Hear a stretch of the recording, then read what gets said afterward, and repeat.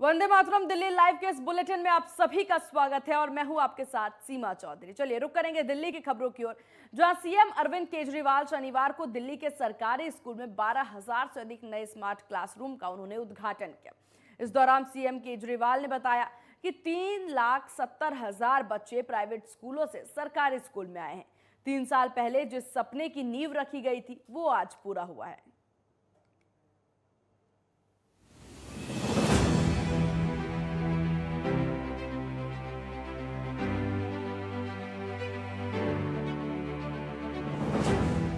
Education infrastructure को booster dose.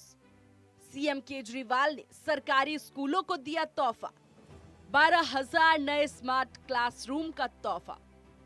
Delhi के education infrastructure को केजरीवाल सरकार बूस्टर डोज देने जा रही है। दिल्ली के सरकारी स्कूलों को 12,000 से अधिक नए स्मार्ट क्लासरूम मिलेंगे। दिल्ली के 240 सरकारी स्कूलों में 12,430 नए स्मार्ट क्लास जुड़ेंगे। दिल्ली सरकार की तरफ से दी गई जानकारी के मुताबिक 12,000 नए क्लासरूम जुड़ने के साथ ही दिल्ली में केजरीवाल सरकार की तरफ से बनवाए गए स्मार्ट क्लासरूम की संख्या 20,000 हो जाएगी। मुख्यमंत्री अरविंद केजरीवाल ने दिल्ली के सरकारी स्कूलों में 1,200 से अधिक स्मार्ट क्लासों का उद्घाटन किया। दिल्ली में 240 सरकारी स्कूलों में 12,403 स्मार्ट क्लासेस अब दिए जा रहे हैं। इस मौके पर सीएम केजरीवाल के साथ दिल्ली के उप मुख्यमंत्री और शिक्षा मंत्री मनीष सिसोदिया भी मौजूद रहे। दिल्ली सरकार द्वारा मिली आधिकारिक जानकारी के मुताबिक इसके साथ ही दिल्ली में केजरीवाल सरकार की तरफ से बनवाए गए नए क्लासरूमों की संख्या 20,000 हो जाएगी, जो 537 नई स्कूल बिल्डिंग के बराबर होगी। स्मार्ट क्लासरूम के साथ मिलेगी ये सुविधाएं। इस सत्र से नई कक्षाएं तैयार होने के बाद अतिरिक्त और बड़ी संख्या में छात्रों को दाखिला मिल सकेगा। इन क्लासरूम को स्मार्ट कहा जा रहा है क्योंकि इसमें प्रोजेक्टर, डिजिटल बोर्ड जैसी सुविधाएं होंगी।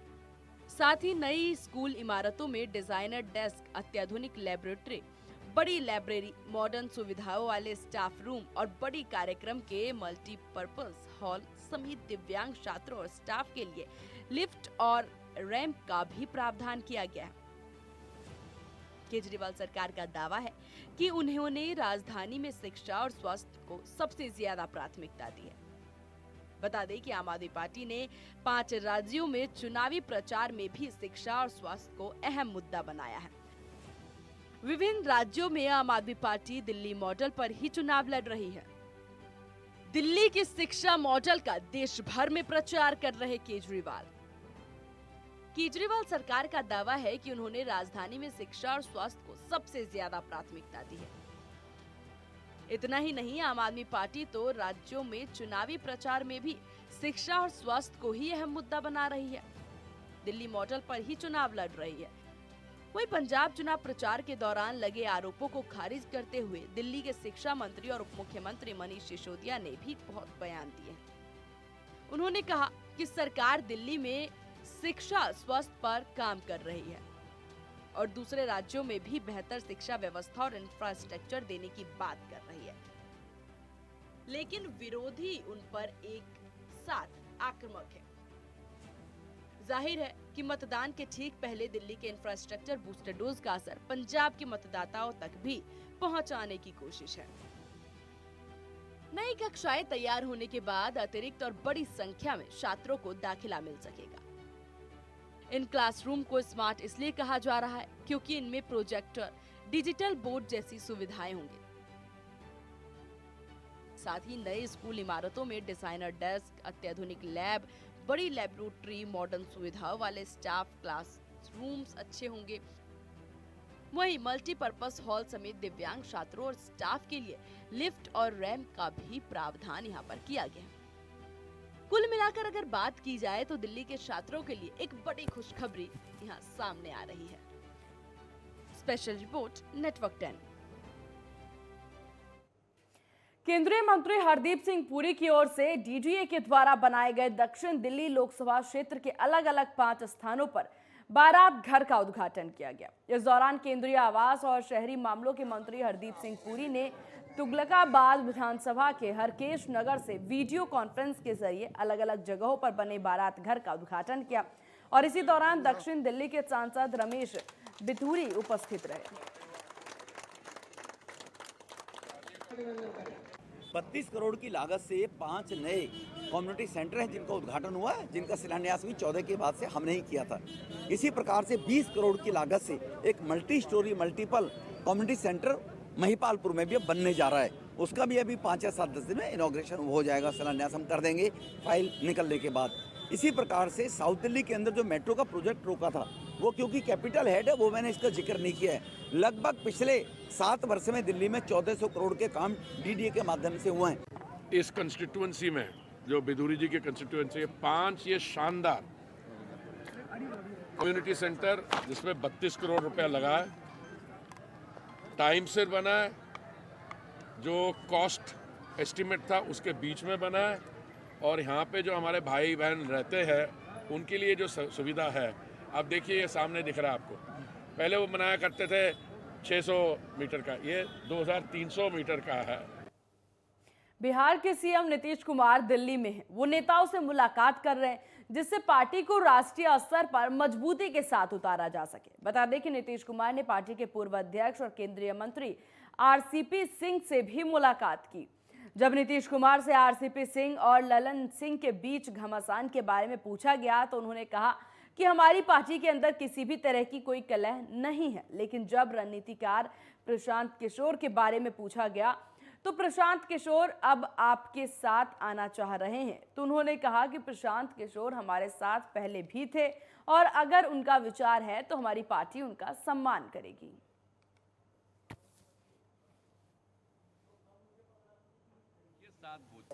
अरे बेचारा प्रशांत किशोर से आज का रिश्ता है, वो मुलाकात का कोई खास मतलब नहीं है। हम लोग का पुराना संपर्क का संबंध है। तो ऐसा मत समझिए कि हमारे यहाँ किसी को है। बहुत लोग भ्रम है, सोच रहा है कि इनका ललन जी का और उनका ऐसा कुछ नहीं है। ये एकदम गलतफहमी है लोगों को। ऐसा कुछ नहीं हम लोगों के पार्टी में, इधर उधर है ही नहीं कुछ। अब बहुत लोग बहुत तरह अपनी अपनी भाषा बोलता है, उसके चलते कोई बात है, ये सब मत सोचिएगा। हम लोगों की पार्टी में ऐसा कुछ नहीं है, और ऐसा तो कोई अलग थोड़ी ही है, सब एकजुट हैं, एक साथ हैं। दिल्ली वासियों के लिए मेट्रो का मार्ग सबसे सुगम मार्ग है और यही कारण है कि दिल्ली मेट्रो को दिल्ली की लाइफलाइन कहते हैं। लेकिन दिल्ली मेट्रो की रविवार यानी कि कल कुछ स्टेशनों पर सर्विस बंद रहेगी। दरअसल मरम्मती और मेंटेनेंस के काम के चलते सेवाएं बंद रखी जाएगी। पेश है आपके सामने एक रिपोर्ट।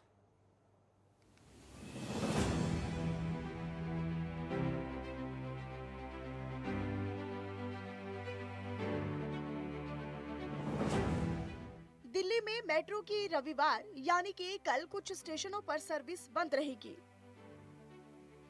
दरअसल मरम्मती और मेंटेनेंस के काम के चलते सेवाएं बंद रखी जाएंगी।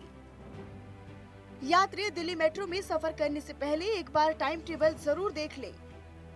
इस बारे में दिल्ली मेट्रो रेलवे कॉरपोरेशन यानी कि डीएमआरसी ने डिटेल में जानकारी दी है। दरअसल डीएमआरसी के मुताबिक रेल लाइनों और स्टेशनों पर मेंटेनेंस के काम के चलते ट्रेनों की आवाजाही बंद होगी। वहीं रविवार का दिन इसलिए चुना गया क्योंकि दिल्ली में कई कार्यालय बंद होते हैं और छुट्टी के चलते ट्रैफिक मोड भी कम होता है। वहीं दूसरी ओर डीएमआरसी ने ये कहा कि कश्मीरी गेट और राजीव चौक के बीच ट्रेन सेवाएं बंद रहेंगी। रेवेन्यू सर्विस की शुरुआत से लेकर रविवार शाम 6:30 बजे तक ट्रेन सर्विसेज बंद ही रहेंगी। ये ट्रैक येलो लाइन की है और इसी के साथ इस ट्रैक पर 3 बड़े स्टेशन यानी कि चांदनी चौक, चावड़ी बाजार और नई दिल्ली स्टेशनों के गेट बंद रखे जाएंगे। ट्रेन सेवा बहाल होने के बाद ही स्टेशनों के गेट खोल दिए जाएंगे। वहीं जिन लोगों को राजीव चौक से कश्मीरी गेट के बीच मेट्रो लेनी हो वो वॉयलेट लाइन की सेवा ले सकते हैं। दिल्ली मेट्रो ने कहा है कि वॉयलेट लाइन होते हुए कश्मीरी गेट तक जाने के लिए यात्री केंद्रीय सचिवालय और मंडी हाउस स्टेशन पर ट्रेन बदल सकते हैं। बाकी स्टेशनों पर पहले की तरह ही ट्रेन सेवाएं जारी रहेंगी। येलो लाइन पर समयपुर बादली से कश्मीरी गेट और राजीव चौक से हुडा सिटी सेंटर तक रविवार को पहले के टाइम टेबल के मुताबिक ही ट्रेनें चलती रहेंगी। आपको बता दें कि 29 जनवरी से दिल्ली मेट्रो की सामान्य सेवा बहाल की गई है, क्योंकि उससे पहले कोरोना की तीसरी लहर की आशंका को देखते हुए कुछ पाबंदियां लगाई गई थी। दिल्ली मेट्रो अपनी और भी कई लाइनों पर काम शुरू करने जा रही है। प्रस्ताव के मुताबिक यूपी के नोएडा से सटे जेवर में बनने वाले एयरपोर्ट से दिल्ली मेट्रो रेल लाइन को इंदिरा गांधी अंतर्राष्ट्रीय हवाई अड्डे से जोड़ा जाएगा। ये लाइन 72 किलोमीटर लंबी होगी और लाइन बनने के बाद दिल्ली एनसीआर के 2 बड़े शहरों को 1 घंटे में नापा जा सकेगा। बताते चले कि डीएमआरसी इसकी डिटेल रिपोर्ट 31 मार्च तक जमा कर सकती है। बहरहाल दिल्ली मेट्रो को दिल्ली की लाइफलाइन कहा जाता है, क्योंकि हर दिन लाखों लोग इससे सफर करते हैं। किराया किफायती होने के कारण सभी सार्वजनिक परिवहन में दिल्ली मेट्रो की अधिकांश मांग है। अब ऐसे में दिल्ली मेट्रो की मरम्मत और मेंटेनेंस भी जरूरी है और इसके लिए डीएमआरसी ने रविवार का दिन चुन लिया है। ऐसे में यात्री रूट के बारे में जानकारी लेकर ही अपनी यात्रा पर निकलें। Bureau report, network 10।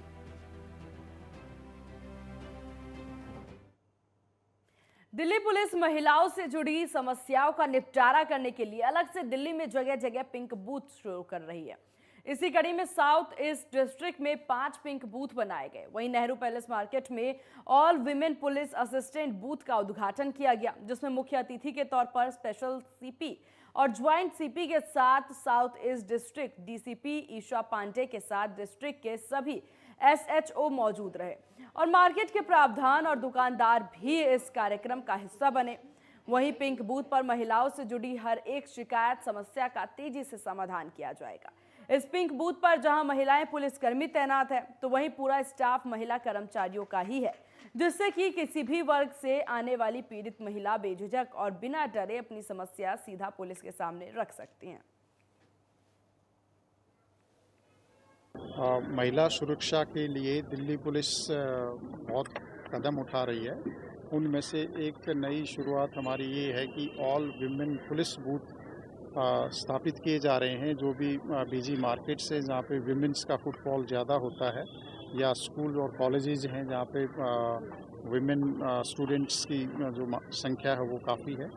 तो ये जो बूथ्स हैं ये विमेन पुलिस ऑफिसर्स इनमें कार्यरत रहेंगी। कोई भी महिला अपनी कोई शिकायत लेकर आती है, उसकी सुनवाई होगी और उसके ऊपर कार्य। और दिल्ली लाइव में यहाँ रुकेंगे एक बहुत छोटे से ब्रेक के लिए। ब्रेक के बाद जल्द होंगे हाजिर।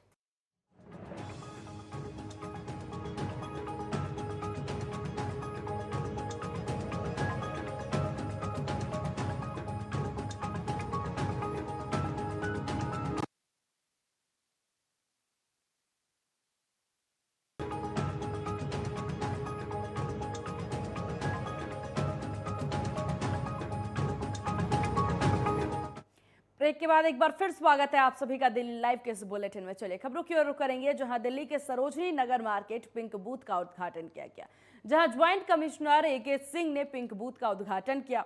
तो वहीं इस कार्यक्रम में साउथ वेस्ट डिस्ट्रिक्ट के डीसीपी गौरव शर्मा, एसपी बीकेपीएस यादव, सरोजनी नगर थाने के एसएचओ देवेंद्र कौशिक के साथ साथ महिला पुलिसकर्मी और मार्केट एसोसिएशन के लोग और स्थानीय लोग भी मौजूद रहे।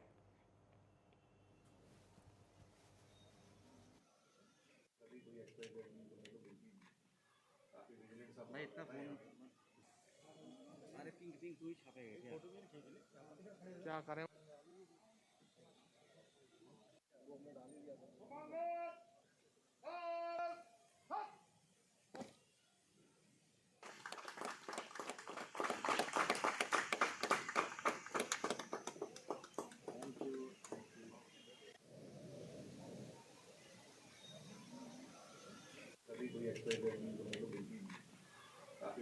भाई इतना फोन अरे पिंक तू ही छापेगा क्या करें?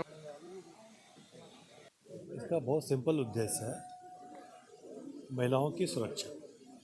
महिलाओं को हम जितने उनके पास जा सकें ताकि उन्हें ज़्यादा परेशानी ना हो कि वो थाना खोजती रहें, चौकी खोजती रहें। तो एक ऐसी विजिबल जगह पे जहाँ पे कि लेडीज़ का ज़्यादा आना जाना है, उनका मान लो चेन स्नैचिंग हो जाता है, उनको कोई छेड़ देता है, कोई भी इस तरह की बात होती है, तो थाना खोजने के बजाय जो उनके सामने दिख रहा है वहाँ पे जाके अप्रोच करें और हम वहीं पे उनकी हेल्प करने की कोशिश करें। वहीं दिल्ली पुलिस अपना 75वां स्थापना सप्ताह मना रही है। इसी मौके पर द्वारिका पुलिस की ओर से एक साइकिल रैली निकाली गई, जिसमें जिले के कई आला अधिकारी, पुरुष, महिला पुलिसकर्मी समेत छोटे बच्चों ने भी भाग लिया।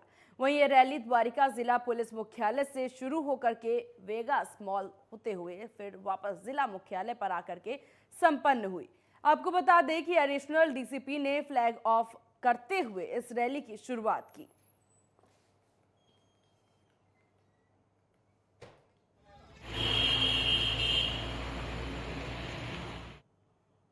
बाहरी दिल्ली के नरेला में 13 साल की नाबालिग के अर्धनग्न अवस्था में शव मिला। जानकारी के मुताबिक एक हफ्ते पहले नाबालिग दुकान पर सामान ले गई थी, फिर उसके बाद से वो वापस नहीं लौटी।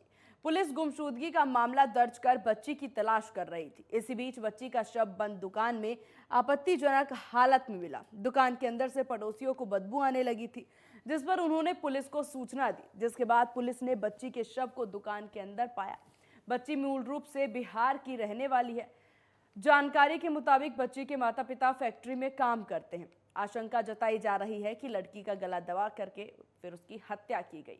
वहीं जिस दुकान में लड़की का शव मिला, वो दुकानदार भी दुकान का बाहर से ताला लगा करके फरार हो गया। फिलहाल पुलिस आसपास के लोगों से पूछताछ कर रही है और मामले की जांच हर एंगल से पुलिस के द्वारा की जा रही है।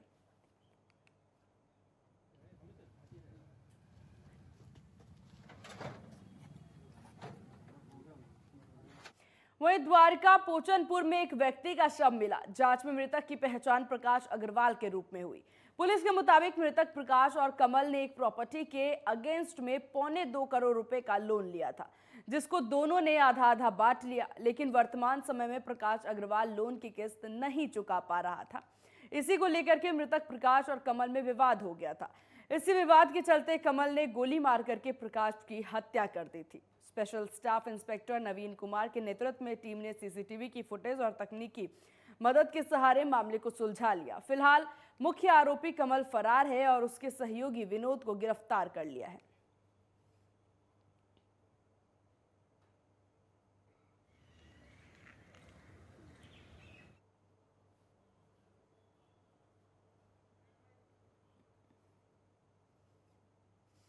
वहीं देश की राजधानी दिल्ली में इस समय एक ऐसा हाईटेक ऑटो लिफ्टर गिरोह सक्रिय है, जो कि लग्जरी गाड़ियों में आकर के महज कुछ मिनटों में गाड़ियों को चुरा करके फरार हो जाता है। मामला देशबंधु थाने के अंतर्गत करोल बाग का है, जहां यह हाईटेक चोर एक लग्जरी गाड़ी में आते हैं और उसके बाद चंद मिनटों में गाड़ी चुरा करके फरार हो जाते हैं।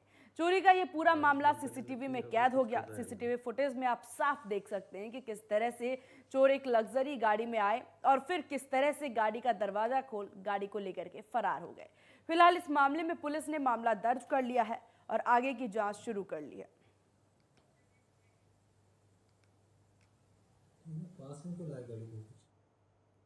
यूक्रेन रूस विवाद के चलते दुनिया में तीसरे विश्व युद्ध की आशंका बढ़ती जा रही है। तमाम देश दोनों देशों के बीच मध्यस्थता कराने में जुटे हैं। इसी बीच भारत ने भी अपना रुख स्पष्ट कर दिया है और रुख की सराहना भी की जा रही है। भारत और रूस के बीच वर्षों पुराने रिश्ते हैं।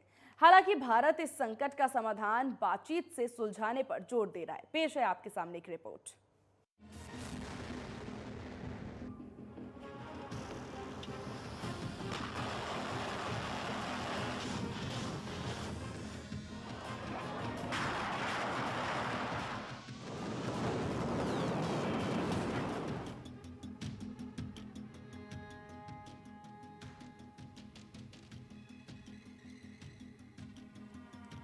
यूक्रेन रूस विवाद के चलते दुनिया में तीसरे विश्व युद्ध की आशंका बढ़ती जा रही है। तमाम देश दोनों देशों के बीच मध्यस्थता कराने में जुटे हैं। इसी बीच भारत ने भी अपना रुख स्पष्ट किया है और रूस की सराहना की है। भारत और रूस के बीच वर्षों पुराने रिश्ते हैं। हालांकि भारत इस संकट का समाधान बातचीत से सुलझाने पर जोर दे रहा है। बता दें कि यूक्रेन के डोनबास क्षेत्र में एक स्कूल पर बमबारी की गई थी।